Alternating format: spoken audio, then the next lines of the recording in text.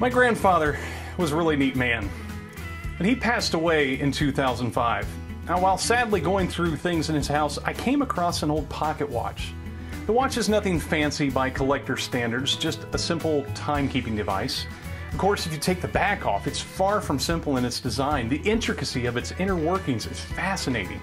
It is a balanced work of art and science.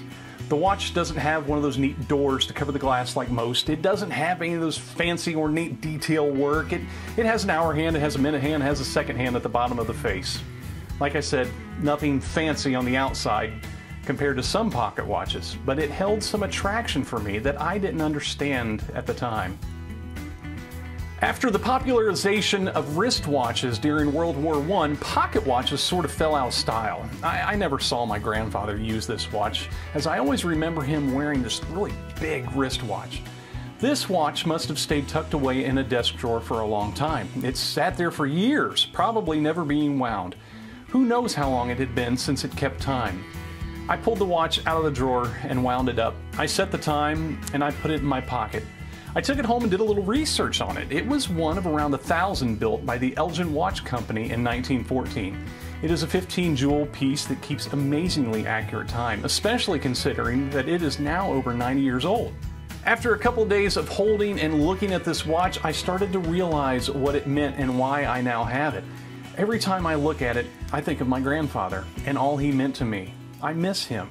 And as with anyone we lose, I want more time with him that I can't have. More than just missing him, the watch makes me think of family. It reminds me of how important family is. That watch sat in a drawer waiting for someone to wind it up. Its hands might have sat at one specific time for decades. While even a stopwatch is right twice a day, its accounting for time's passage was negated.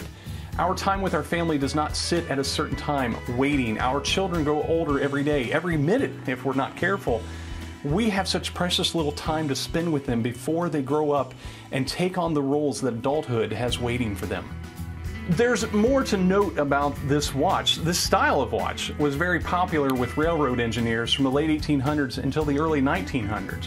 Whenever you see an old movie and someone pulls out a pocket watch, they're always winding them. Any scene, picture, or painting at a train station shows the train workers winding these watches every time they pull them out.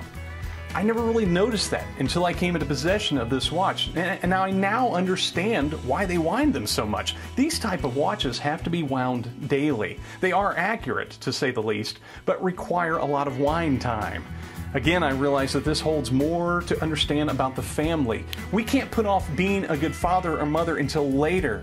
Our time as parents is now, and it is daily. With my busy schedule, it is easy to get caught up in the things that have to be done right now. But the reality is that my most important role in this life is to be a good father to my 2 sons and to be a good husband to my wife. It amazes me that one of the most important jobs in the entire world, parenthood, carries no prerequisite and requires no training, permit, or license. I can neither cut hair, drive a car, nor catch a fish without a license. But I am totally free to enter into society's single most important role without even asking for permission. But being a successful parent carries way more importance than any of those tasks. You know, occasionally the English language carries its own built-in lessons to be considered. The noun watch is a portable timepiece, but the verb watch is to keep vigil. Our children are an organic timepiece through which we can watch the passage of time. Our calling as vigil parents is to guide their development while they are under our watch. Our challenge is to wind our watches daily, to not put off for later what needs to be done today. Don't believe for a second that your job as mom and dad isn't the most important job in the world. Society will tell us that you have to make a difference in the world, to make your mark. I would say that the difference is not to be made in the world, but in eternity. For if we fulfill the role of father or mother the way the Bible instructs us, the effect will be felt for generations to come. Have you wound your watch today?